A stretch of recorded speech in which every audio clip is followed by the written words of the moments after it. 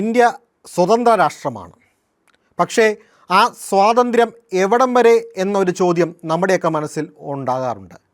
സ്വാതന്ത്ര്യത്തിൻ്റെ ഏറ്റവും ചെറിയ വ്യാഖ്യാനമെന്ന് പറയുന്നത് അപരൻ്റെ മൂക്കിൻ്റെ തുമ്പത്ത് എൻ്റെ സ്വാതന്ത്ര്യം അവസാനിക്കുമെന്നാണ്. അതായത് സ്വാതന്ത്ര്യമെന്ന് പറയുന്നത് എന്തും ചെയ്യുവാനായിട്ടുള്ള ഒന്നല്ല, ഒരു ലൈസൻസ് അല്ല, എന്തും എനിക്കിഷ്ടമുള്ളത് ചെയ്യാം എന്ന നിയമപരമായിട്ടുള്ള വ്യാഖ്യാനവുമല്ല. പിന്നെയോ സ്വാതന്ത്ര്യം എന്ന് പറയുന്നത് നിയമത്തിന് അനുസൃതമായി ഒരു രാജ്യത്ത് ജീവിക്കുവാനായിട്ടുള്ള അവകാശമാണ്. അത് ഓരോ രാജ്യങ്ങൾ ചേരുന്തോറും മാറ്റങ്ങൾ ഉണ്ടായി എന്ന് വരാം. എന്തുകൊണ്ടാണ് സ്വാതന്ത്ര്യത്തെപ്പറ്റി പറയുന്നത് എന്നാവും. ഡൽഹിയിലെ വിദ്യാർത്ഥി പ്രക്ഷോഭം CJP എന്ന പുതിയൊരു പ്രസ്ഥാനത്തിൻ്റെയും പാറ്റകളുടെ ജീവൻ മരണ പോരാട്ടത്തിൻ്റെയുമൊക്കെ നിലവിളിയായി മാറുമ്പോൾ അത് ഞങ്ങളുടെ സ്വാതന്ത്ര്യമാണെന്നും എന്തും കാണിക്കാമെന്നും പറയുന്ന ഒരുപറ്റം ആൾക്കാർ കടന്നു വന്നു. ഈ സ്വാതന്ത്ര്യം അത് ഭരണതലത്തിൽ നിന്നാണെങ്കിലും അത് വിദ്യാർത്ഥികളുടെ പക്ഷത്തു നിന്നാണെങ്കിലും ഈ സ്വാതന്ത്ര്യം നിയമപരമല്ലാതായി തീർന്നു കഴിഞ്ഞാൽ അത് അസ്വാതന്ത്ര്യമാവും, മറ്റുള്ളവരെ അടിമത്തത്തിലേക്ക് നയിക്കുന്നതാകും എന്ന തിരിച്ചറിവാണ് ഈ സമൂഹത്തിന് ആദ്യമായി ഉണ്ടാകേണ്ടത്. എന്തുകൊണ്ടായിരിക്കാം ഇങ്ങനെ പറയുക? ഇന്ത്യൻ ഭരണഘടനയുടെ ആർട്ടിക്കിൾ 19 പറയുന്ന ഒരു കാര്യമുണ്ട്. അത് അവന് പ്രതികരിക്കുവാനായിട്ടുള്ള അഭിപ്രായ സ്വാതന്ത്ര്യത്തിനുള്ള ഒരു അവകാശമാണ്. പക്ഷേ ഈ അഭിപ്രായ സ്വാതന്ത്ര്യം എന്ന് പറയുന്നത് റീസണബിൾ റെസ്ട്രിക്ഷനോടുകൂടിയാണ് എന്നാണ് ഭരണഘടന പറയുക. അതായത് എന്തും വിളിച്ചു പറയുവാനായിട്ടുള്ള അവകാശമല്ല. ആ റീസണബിൾ റെസ്ട്രിക്ഷൻസ് സർക്കാർ വരുത്തുമ്പോൾ അവർ എന്തൊക്കെ പാലിക്കണം, അതിനും പോർട്ട്ഫോളിയോ ഉണ്ട്. അവരെ നോക്കേണ്ടത്, അവർ അനുമാനിക്കേണ്ടത് അല്ലെങ്കിൽ കടന്നു പോകേണ്ടത് സർക്കാരിൻ ഭരണഘടനാപരമായിട്ടുള്ള വ്യവസ്ഥകളനുസരിച്ച് പ്രവർത്തിക്കുക എന്നുള്ളതാണ്. ഈ രണ്ടിൻ്റെയും സന്തുലിതമായിട്ടുള്ളൊരവസ്ഥ ഡൽഹിയിൽ നടന്ന പ്രക്ഷോഭത്തിൽ ഉണ്ടായിട്ടുണ്ടോ എന്ന് സംശയിക്കേണ്ടിയിരിക്കുന്നു. സമാധാനപൂർണ്ണമായിട്ട് പ്രകടനം നടത്തിയ, സമരം നടത്തിയ അല്ലെങ്കിൽ പ്രതിഷേധം നടത്തിയ വിദ്യാർത്ഥികളുടെ ഇടയിലേക്ക് മറ്റ് ആൾക്കാർ കടന്നു വന്നു, ദേശദ്രോഹികൾ കടന്നു വന്നു എന്ന് സർക്കാർ പറയുന്നു. ചിലപ്പോഴെങ്കിലും ഈ സമരമെന്ന് പറയുന്നത് പ്രക്ഷോഭമായിട്ട് മാറിയിട്ടുണ്ട്, അക്രമാസക്തമായിട്ട് മാറിയിട്ടുണ്ട്. മറിച്ച് സർക്കാരിൻ്റെ പക്ഷത്തിലേക്ക് നിന്ന് നോക്കിക്കഴിയുമ്പോൾ ഈ സമരത്തിനെതിരെ പെല്ലറ്റ് ഗൺ ഉപയോഗിച്ചു എന്ന വാർത്തയാണ് പുറത്തു വരിക.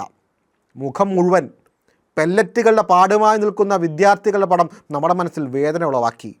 ബീഹാറിലേക്ക് കടന്നു വന്നപ്പോഴത്തേക്കിന് ബീഹാറിലെ സമരത്തിൽ AK-47 ഉപയോഗിച്ചു എന്ന ആരോപണം ഇവിടുത്തെ ജനപ്രതിനിധികൾ ഉന്നയിക്കുന്നു.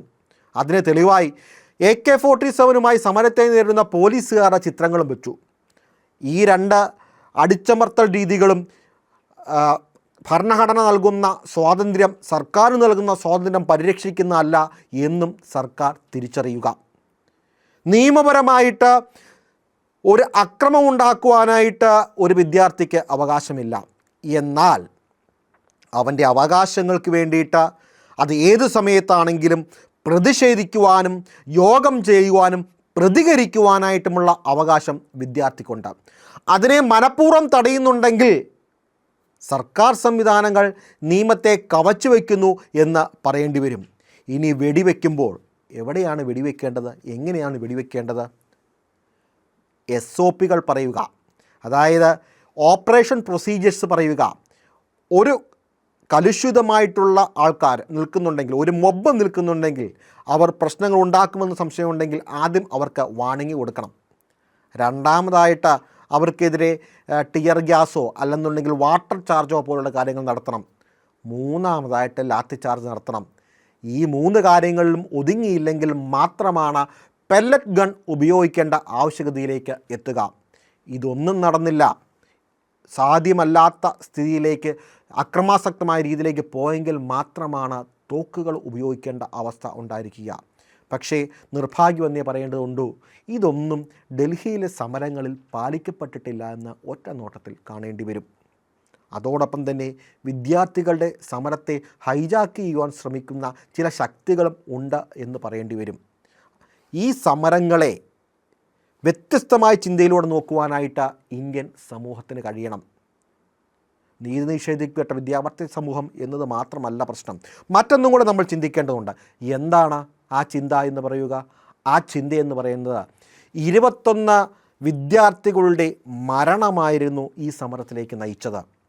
നീറ്റ് പരീക്ഷയുടെ ചോദ്യപേപ്പർ ആർത്തി പൂണ്ട ഒരുപറ്റം ഉദ്യോഗസ്ഥർ അവരുടെ ആർത്തിയുടെ വിലയായി വിദ്യാർത്ഥികളുടെ പ്രയത്നത്തെ ഇല്ലാതാക്കി ചോദ്യപേപ്പറുകൾ ചന്തകളിലേക്ക് മാറിയപ്പോൾ ഇന്ത്യൻ വിദ്യാർത്ഥികളുടെ ഹൃദയത്തിൽ മാത്രമല്ല ഇന്ത്യയുടെ വിദ്യാഭ്യാസ രീതിക്കും സംവിധാനത്തിനുമായിരുന്നു കോട്ടം സംഭവിച്ചത്. പക്ഷേ ഇതിൽ ചിന്തിക്കേണ്ട മറ്റൊരു വസ്തുത കൂടിയുണ്ട്. ഈ തോൽവി ഉണ്ടായി എന്നറിഞ്ഞു കഴിഞ്ഞപ്പോൾ ആത്മഹത്യ ചെയ്ത 21 യൗവനങ്ങൾ, ഇന്ത്യയുടെ യൗവനങ്ങൾക്ക് എന്തു പറ്റി? ആ തരത്തിലേക്ക് ചിന്തിക്കുവാനായിട്ട് ഇവിടുത്തെ സർക്കാരോ രാഷ്ട്രീയക്കാരോ മാധ്യമങ്ങളോ തയ്യാറാകുന്നില്ല എന്നുള്ളത് വളരെ സങ്കടകരമായിട്ടുള്ള ഒരു വസ്തുതയാണ്. തോൽവികളെ നേരിടുമ്പോൾ നമ്മുടെ യുവജനങ്ങൾ മരണത്തിലേക്ക് പോകുന്നുണ്ടെങ്കിൽ, അല്ലെങ്കിൽ അവർക്ക് മരിക്കാനാണ് തോന്നുന്നതെങ്കിൽ നമ്മുടെ യുവതലമുറയുടെ മനസ്സുകൾക്ക് എന്തോ സംഭവിച്ചിട്ടുണ്ടെന്ന് നാം തിരിച്ചറിയുക.